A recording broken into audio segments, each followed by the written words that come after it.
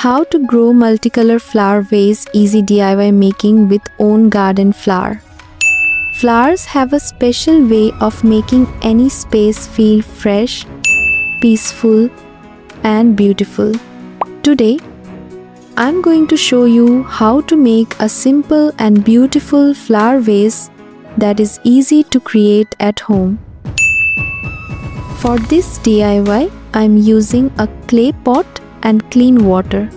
Clay pots are natural, eco-friendly, and they keep the water cool, which helps flowers stay fresh for a longer time.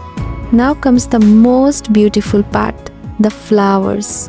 I'm decorating this vase with water lily, rose, Ruellia, Bougainvillea, and a few other fresh flowers. Each flower has its own color, shape, and charm, and together they create a lovely natural arrangement. I carefully place the flowers one by one. The water lily adds calm and elegance. The rose brings softness and love. Ruellia adds a delicate touch.